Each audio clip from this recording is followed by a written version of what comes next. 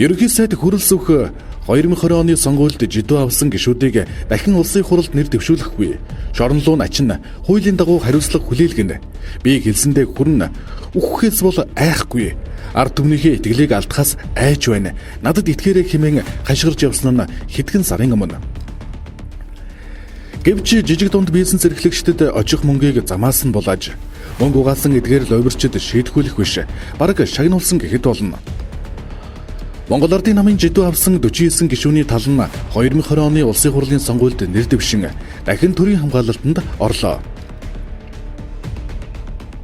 Хүнс хөдөө аж ахуйн сайд байхдаа жидүүгийн мөнгийг бусаддаа баруун солгоогүй тарааж өгсөн Бат Зориг нь шүүхээр ял сонсоод 40 сая төгрөгөөр торгуулсан болоод малилцтал инээгээд төрийн ордонд алхаж явна.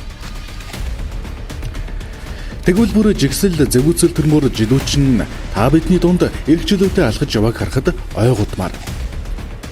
3 удаагийн үйлдэлээр жидүүгээс 3.2 тэрбумын зээл авч мөнгө угааж өрөө дарсан лувсангийн эгволд хамгийн түрүүнд дээлийн нөмрөх байлаа. 3 удаа нэг төрлийн гэмт хэрэг давтан үйлдсэн засаршгүй этгээдийг рецидив гэмт хэрэгтэн гэдэг. Тэгвэл лувсангийн эгволд гэгч рецидив жидүүчний хэрэг өнөөдрийн хүртэл шийдэгдээгүй нь сэжигтэй. Энэ тэгэхэд жидүүгээс зээлсэн мөнгөө одоо болтол төлөлгүй ширэн үрлэж яваа. Тэгтэл жидүүгээс зээл авчгаад тэр мөнгөө эргүүлэн төлсөн экс гишүүн дан бочор цолтооноор торны цаана хоригдож байдаг нь ариун явдал мөн үү? Хүрэлцэх та яагаад цайжгсан жидүүчин эгволдыг хажуу бөөрөндөө хамгаална вэ? Тэр бүхэл рецидив жидүүчин эгволд Эрдэнэс Монгол компанийн дэд захирал болох гэж хөөцөлдөж яваг сонссон ард түмэн хилэгнэн бухимдаж байгааг танд дуулгая.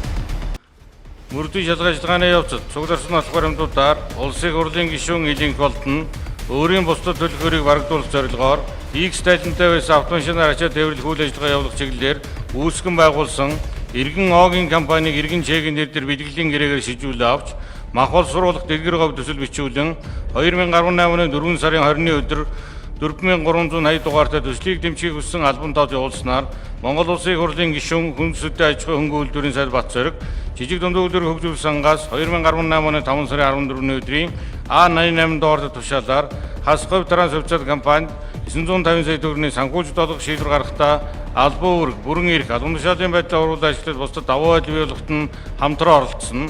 Монгол Улсын эрүүгийн хуулийн ерөнхий ангийн 3-1, 3-4-р зүйлүүдийг журамлан тусгай ангийн 22-ийн 1-р зүйлийн 3 төсөг заасан улс төрд нөлөө өгөх этгээд бол улсын хурлын гишүүн эрх мэдлэл албан тушаалаа ургуулan ашиглах гэмт хэргийг үйлдсэн гэж үзэх нөхцөл байдал тогтоогдсон тул мөрдөгчийн эрүүгээр үүсгэж ялагчаар татах саналыг прокурор хянаад үндэслэлтэй гэж үзэн эрүүгээр үүсгэж ялагчаар татах тогтоол үлджээ.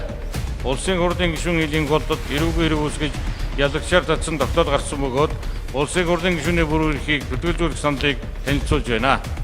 Иймд улсын хурлын гишүүн Илинх болдын улсын хурлын гишүүний бүр эрхийг төдөлжүүлэх саналыг улсын хурлын чуулганаар хэлцэж шийдвэрлэж өгнө. Хаан байна тэр шудраг ёс. Хаан байна шудраг шүүх. Таны хэлсэн ядарсныг хайрлаж, задарсныг засаглах чинь энэ үү?